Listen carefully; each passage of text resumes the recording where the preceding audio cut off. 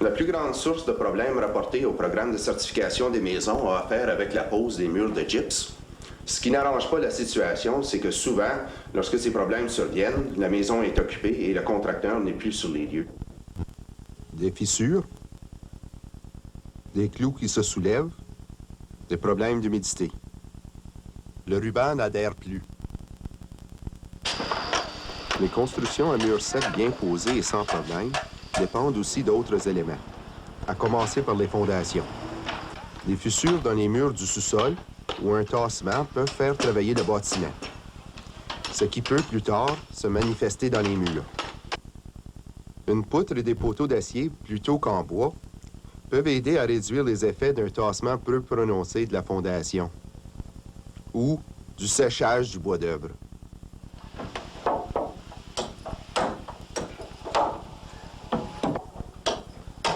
Des bonnes méthodes d'assemblage de la charpente, des poteaux bien droits, espacés comme il le faut. Il faut s'assurer de toujours avoir un fond de clouage adéquat pour les panneaux muraux.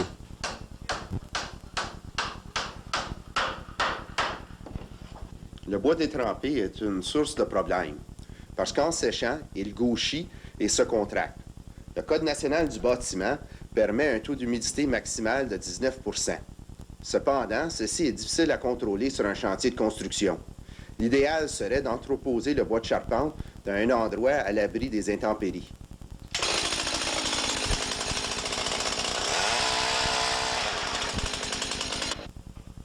Les poteaux gauchis ou tordus peuvent être redressés en utilisant des coins pour rendre la surface plane. Les solives ne sont pas toujours aussi droites que celles-ci. Si les solives ont gauchi, il faut placer la cambrure vers le haut. Ou vous pouvez employer des fermes de plancher. Celles-ci permettent des portées libres plus grandes et réduisent le gauchissement des plafonds.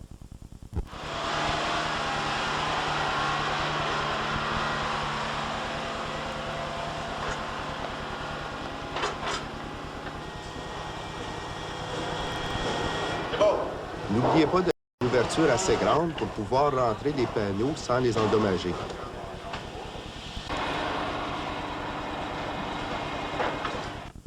On doit entreposer les panneaux de gypse à l'intérieur, dans un endroit sec et à l'abri des intempéries. En hiver, l'endroit devrait être chauffé.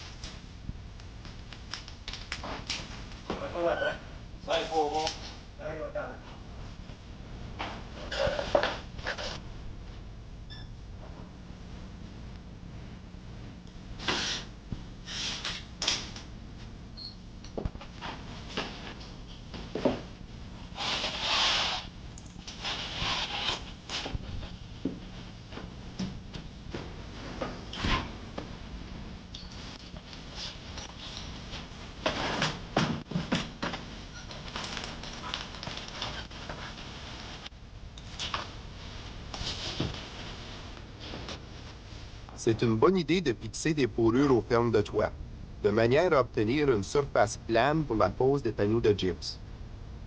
Si vous construisez dans une région où les écarts de température sont très grands, il se peut que vous ayez des problèmes de soulèvement de fermes de toit. Ceci peut causer un certain gauchissement à la jonction des murs et des plafonds. En ne clouant pas les bords, on s'assure que les coins ne sont pas retenus, de manière à réduire les risques de fissures. On peut aussi fixer le panneau à un fond de clouage qui, lui, est cloué au haut de la sablière et non aux fermes de toit. Si l'on prévoit un léger mouvement au joint, entre la lisse et le chevet d'un escalier, par exemple, il est préférable de faire courir le panneau par-dessus le joint.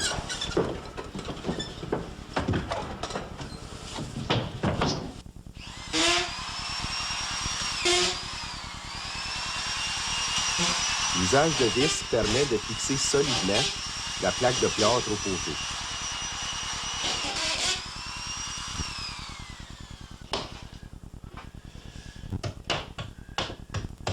Si on utilise des clous, le clouage par paire est préférable pour obtenir une fixation plus solide.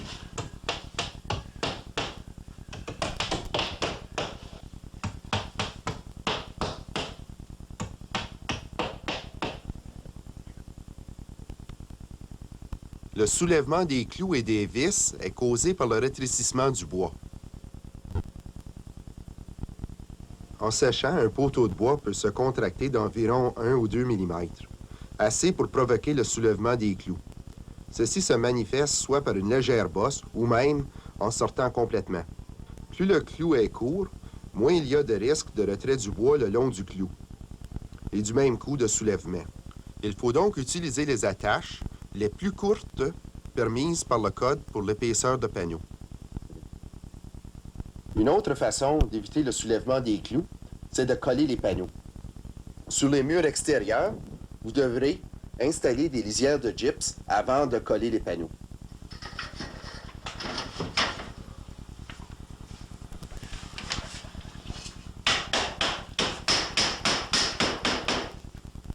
Pour les baguettes d'angle, le code exige des clous à tous les 15 cm. À 10 cm, ce serait encore plus solide.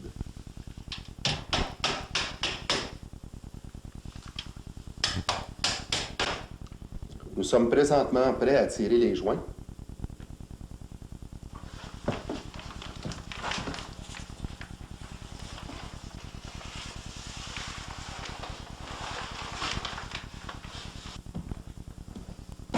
Les échéanciers de construction sont très serrés.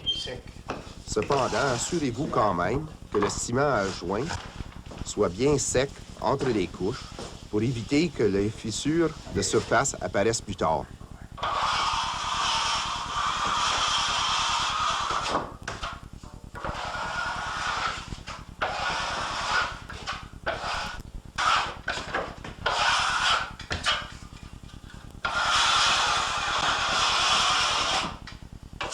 La construction par temps froid pose des problèmes particuliers.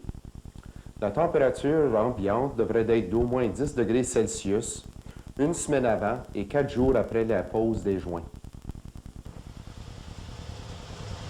Le chauffage temporaire aura sans doute pour effet d'accroître le niveau d'humidité. Alors, il vous faut une bonne ventilation.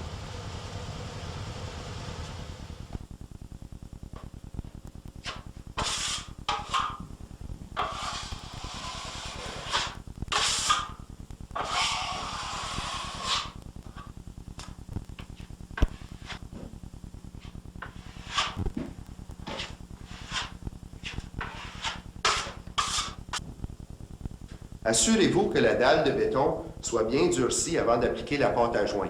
Sinon, vous ne ferez qu'aggraver vos problèmes d'humidité.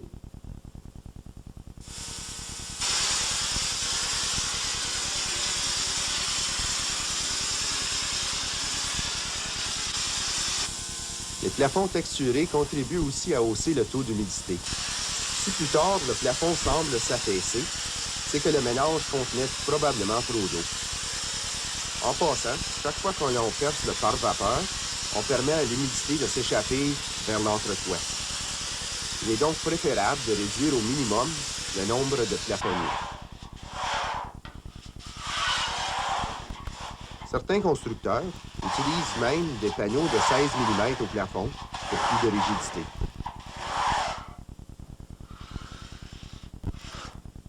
Mais n'utilisez pas les panneaux imperméables à l'eau sur les plafonds. Ils sont trop flexibles. Utilisez-les plutôt dans la salle de bain.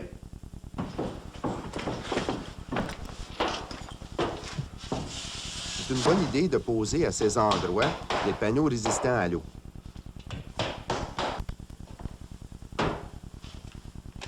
Il faut laisser un espace entre la baignoire et le panneau pour empêcher l'eau d'y pénétrer. Certains constructeurs installent des fourrures sur les murs extérieurs des salles de bain, de sorte qu'il y ait un espace entre le panneau mural et le pare-vapeur. Voilà quelques détails qui vous aideront à faire un travail de qualité.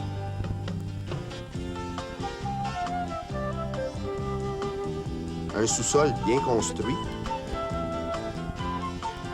une charpente solide, un soin particulier porté aux matériaux, des panneaux muraux solidement fixés, les attaches les plus courtes permises par le code, un temps de séchage suffisant et un bon contrôle de la température et de l'humidité, et une attention particulière portée aux endroits à niveau élevé d'humidité qui peuvent être source de problèmes plus tard. Évitez les rappels. Vous n'y gagnerez rien, sauf quelques mots de tête.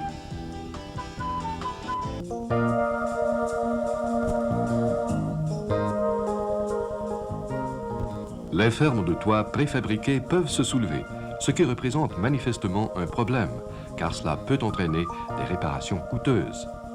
Mais vous pouvez éviter ces inconvénients en adoptant la technique des angles de plaques de plâtre. Nous allons vous expliquer comment utiliser ces techniques et pourquoi elles donnent de bons résultats.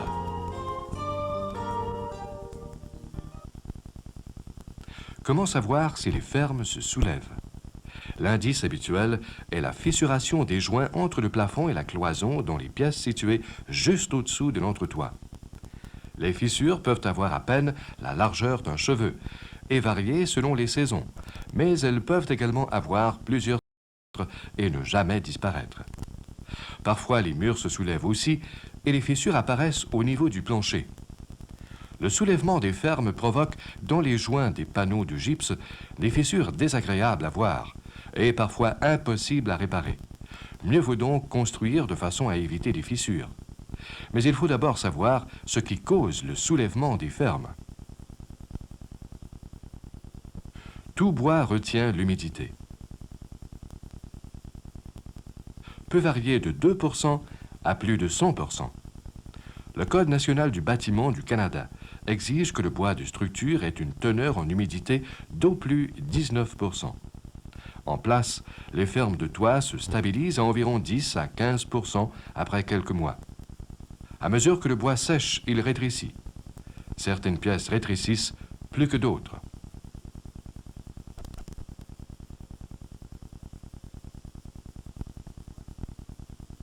Si tout le bois qui compose une ferme rétrécissait de la même façon, la ferme deviendrait un peu plus petite, sans pour autant changer de forme.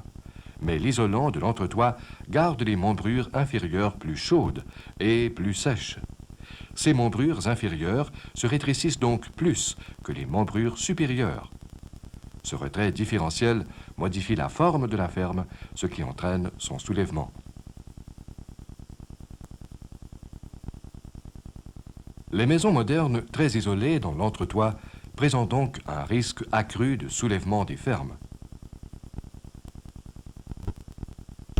Le soulèvement des fermes survient surtout dans les maisons construites l'hiver, quand les matériaux sèchent plus difficilement.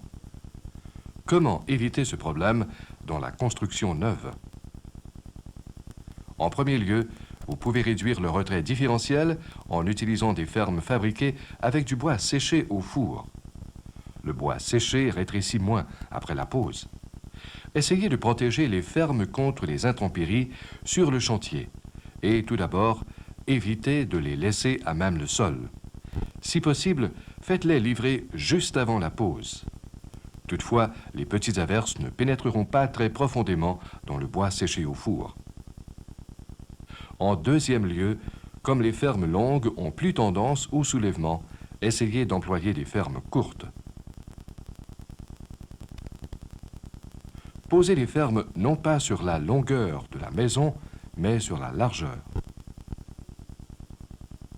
Pour garder le même profil qu'une ferme de longue portée, prenez 2 fermes monopentes. Enfin, ce que vous pouvez faire de mieux est d'utiliser une technique simple de pose du panneau de gypse recommandée par les manufacturiers de gypse du Canada. Laissez flotter les angles. En d'autres mots, commencez à clouer ou visser des panneaux assez loin des angles, où le plafond et les murs de cloison se rencontrent. Pas ici, mais là, Cette technique a déjà fait ses preuves en chantier et lors d'essais réalisés par Forintec. Voici les distances de flottement recommandées. 300 mm, 12 pouces pour un panneau d'un demi-pouce. 400 mm, 16 pouces pour un panneau de 5/8 de pouce. Comme le panneau de 5/8 de pouce est plus rigide, la distance de flottement est plus grande. N'oubliez pas, 300 mm pour le demi-pouce, 400 mm pour le 5/8 de pouce. Sur le mur, le panneau de gypse peut être fixé plus près du joint, mais pas moins de 200 mm, 8 pouces, le minimum recommandé pour tous les murs intérieurs. Pour les murs extérieurs, fixez le panneau directement à la sablière pour assurer la résistance et la rigidité du mur. Vous pouvez ancrer ou clouer en billet les fermes de l'ossature des cloisons, afin de les retenir pendant la pose. Mais assurez-vous que ces fixations ne soient ni trop fortes ni trop rapprochées. En effet, elles doivent être moins fortes que celles qui relient les poteaux d'ossature murale et la sablière. Sinon, la sablière, ou toute la cloison, doit être soulevée avec les fermes de toit. Le flottement des angles fait donc appel à la flexibilité des panneaux de gypse. Voyons maintenant ce qui se passe lorsqu'on laisse ou non flotter les angles. Voici une maquette d'un raccord typique en T entre le plafond et un mur de cloison à l'envers pour les essais. Vous voyez la membrure intérieure de la ferme, le poteau à l'extrémité de la cloison, le bout de la sablière, ainsi que les joints recouverts de ruban et de plâtre. Nous allons simuler ce qui se passe lorsque les fermes de toit se soulèvent, ce qui peut prendre en réalité plusieurs semaines. Les membrures inférieures sèchent plus rapidement que les membrures supérieures. Elles se contractent plus, se courbent, et vous voilà avec une réclamation sur les bras. Vous pouvez éviter ce problème. Voici une maquette d'un autre type de raccord en T. Il fait appel cette fois aux angles flottants. La membrure intérieure se soulève et se soulève encore. Les occupants ne remarquent rien, même si la séparation atteint 50 ou 80 mm, ce qui est bien plus que le pire cas de soulèvement que vous pouvez rencontrer. On n'a pas empêché le soulèvement, mais les angles flottants en ont caché les effets. Regardons de plus près comment nos deux raccords en T sont faits. Dans le premier cas, les angles de panneaux de gypse ne sont pas flottants. En fait, le panneau est fixé près du joint d'angle. Dans le second raccord en T, il est demeuré intact, malgré un déplacement important. Le panneau d'un demi-pouce est fixé à la distance de flottement recommandée, soit 300 mm, 12 pouces de l'angle. Fixé ainsi, le panneau ne peut pas se plier, se briser ou s'arracher de ses attaches. Notez que l'on a doublé les attaches sur la rangée de fixation située le plus près de l'angle pour renforcer la fixation. Pour que cette technique donne de bons résultats et que les clients soient satisfaits, il est essentiel que les joints soient résistants. Un bon joint fait avec le ruban à papier habituel est normalement assez résistant pour supporter le soulèvement des fermes. Mais si vous éraflez accidentellement le ruban avec la truelle, il risque de ne plus être assez résistant pour assurer le joint entre le plafond et le mur. Les rubans de fibre offrent une meilleure résistance aux éraflures accidentelles et au soulèvement. Afin de réduire les tensions exercées sur le joint du plafond, on peut aussi prévoir un appui afin de bien fixer le panneau du plafond à la sablière. Vous pouvez utiliser plusieurs techniques à cette fin et aligner le panneau là où il faut. Il existe des attaches à panneaux de gypse qui s'installent sur le bord du panneau du plafond. Après avoir posé le panneau et l'avoir fixé, vous clouez l'attache à la sablière. Il existe d'autres types d'attaches que l'on glisse ou cloue sur la sablière avant la pose du panneau de gypse. Vous pouvez obtenir le même résultat en clouant des bouts de madrier à la sablière du mur de cloison. Vous pouvez aussi clouer sur la sablière un madrier plus large que celle-ci. Grant Parcher est constructeur à Kingston, en Ontario. Il se sert de la technique des angles flottants. Il renforce ses joints avec des bouts de madrier plus larges, en plus d'utiliser des profilés plus résistants, comme